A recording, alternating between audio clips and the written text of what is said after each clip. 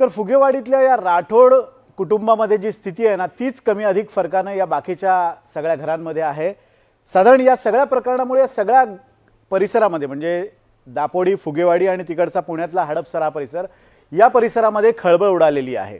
या प्रकरणात आतापर्यंत प्रमुख आरोपीसह 8 आरोपी अटक केलेले आहेत। मात्र यात आणखीन काही लोक असण्याची शक्यता वर्तवली जाते आणि त्या अनुषंगाने तपास सुरू आहे आणि पुढचे आरोपी सुद्धा अटक केले जातील असं आश्वासन खुद्द मुख्यमंत्र्यांनी दिलंय। पोलीस सुद्धा या कामी लागलेले आहेत। पण या सगळ्या मागे कुणाचा हात आहे असा एक सवाल विचारला जातोय। या आरोपींना वाचवणारे बडे वरदहस्त कोण आहेत अशी एक चर्चा सुरू झालेली आहे आणि त्यातच या प्रकरणाला राजकीय वळण सुद्धा लागलेलं आहे। रोहित पवारांनी आज फुगेवाडीतल्या एका ठिकाणी जात तिथे तोडफोड केलेली आहे आणि त्याचबरोबर मुख्यमंत्र्यांनी सुद्धा या प्रकरणात कोणी जरी असलं तरी शासन केलं जाईल असं आश्वासन दिलंय। एकूणच या सगळ्यावरनं काय राजकीय नाट्य रंगलंय आपण पाहूयात।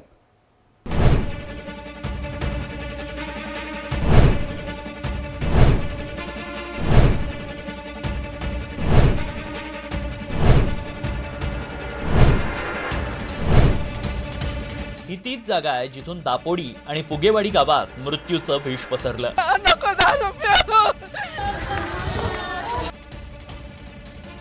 कर्नल विरखासिंह हा या परिसरात हातभट्टीची दारू विकायचा। विरखासिंह ज्या घरात राहायचा तिथून अवैध दारूची विक्री करायचा। विरकास सिंग ज्या ठिकाणी हा हातभट्टीचा धंदा करत होता त्याच्या घरासमोर सध्या मी आहे आणि या सगळ्या जागेत तो हा धंदा करत होता। आता पोलिसांचा या ठिकाणी बंदोबस्त तैनात करण्यात आलेला आहे आणि त्याच्या मुलाला देखील ताब्यात घेण्यात आलेला आहे। खरं तर पोलिसांचा मोठा बंदोबस्त या ठिकाणी असताना विरकास सिंगच्या घराच्या बाहेर जी कचरा कुंडी पडलेली आहे ती मी दाखवतोय।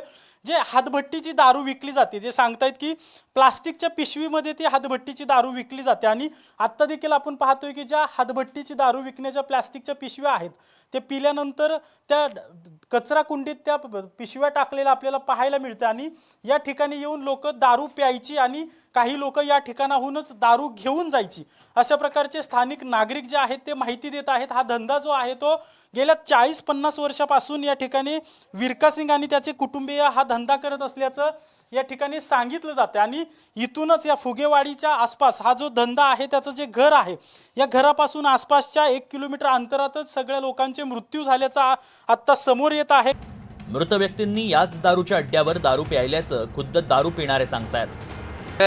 सफेद सफेद दिसते पूर्ण।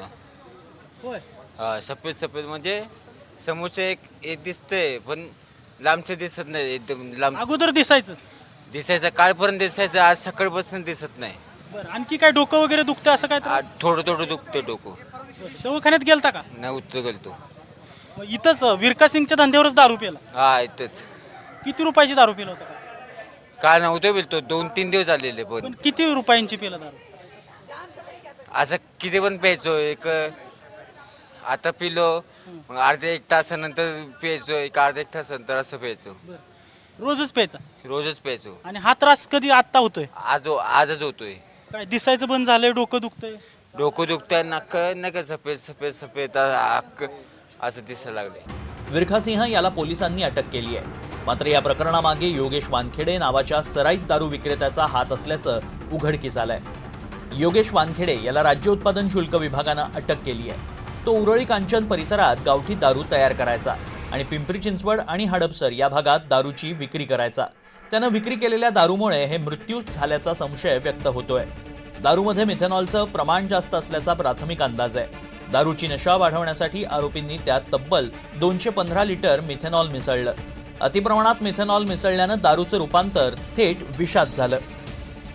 अद्याप योगेश वानखेडे हाच या दारूकांडाचा महत्त्वाचा चेहरा म्हणून समोर आलाय। पोलिसांनी योगेश वानखेडे आणि विरखासिंह यांच्यासह एकूण 8 आरोपींना अटक केली आहे। दरम्यान चौघांचा मृत्यू विषारी दारूमुळे झाल्याचं स्पष्टीकरण पुणे पोलीस आयुक्त अमितेश कुमार यांनी दिलंय। या सर्व विक्टिम्सचे पोस्टमॉर्टम झालेली आहे आणि त्याचे विसरा पण प्रिझर्व करण्यात आलेले आहे। विसरा इमिजिएटली FSL ला पाठवण्यात आलेली आहे। आज संध्याकाळी रात्रीपर्यंत विसराचे रिपोर्ट आल्यावरून स्पष्ट काय कंटेंट त्यामध्ये होता आणि एक्झॅक्टली काय कॉज ऑफ डेथ होता ते समजेल।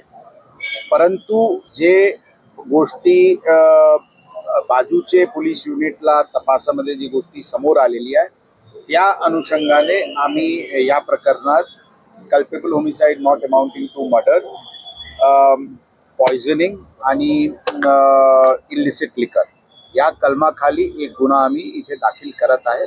त्याचे तपास तात्काळ युद्ध पातळीवर ऑलरेडी सुरू आहे. दरम्यान विषारी दारूच्या प्रकरणाला आता राजकीय वळण येताना दिसतंय. आमदार रोहित पवारांनी हडपसरमध्ये मृतांच्या कुटुंबियांची भेट घेतली. या भेटीनंतर त्यांनी थेट दारूच्या अड्ड्यावर जात तोडफोड केली.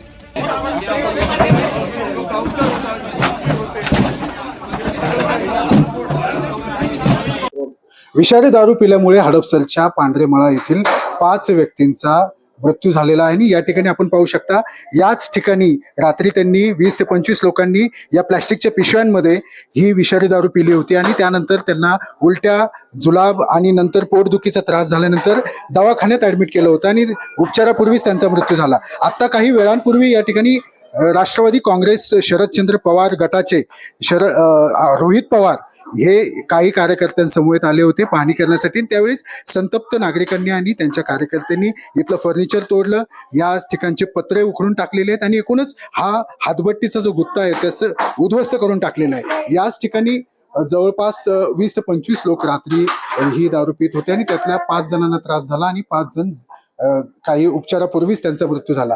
मुख्यमंत्री देवेंद्र फडणवीस यांनी देखील या प्रकरणाची दखल घेतली आहे. या घटनेच्या सखोल चौकशीचे आदेश देण्यात आलेत. जे काही याच्या पाठीमागचे लोक आहेत त्यांना अटक करण्यात आलेली आहे. अजून काही लोक याच्यात असू शकतात, ते शोधण्याचं काम चाललेलं आहे. जे लोक आता थोडे सिरियस आहेत त्यांना मेडिकल हेल्प देऊन त्यांना वाचवण्याचा प्रयत्न चाललेला आहे. एकूणच घटना ही अत्यंत सिरियस आहे आणि ज्या ठिकाणी हे सगळं तयार झालेलं आहे त्याच्या पाठीमागे कोण कोण आहे हे देखील पोलीस शोधून काढतायत. 8 लोक अटक झाल्यात, अजून काही लोक अटक होऊ शकतात. पिंपरी चिंचवड आणि हडपसरमधलं हे दारूकांड हादरवून सोडणार आहे. या प्रकरणात मुख्य आरोपी अटकेत आहे. मात्र या आरोपींकडे कानाडोळा करणारे भ्रष्ट पोलीस अधिकारी कायद्याच्या कचाट्यात अडकणार का हे पाहणं महत्त्वाचं ठरेल. अजिंक्य धायगुडेसह यशपाल सोनकांबळे, NDTV मराठी, पुणे.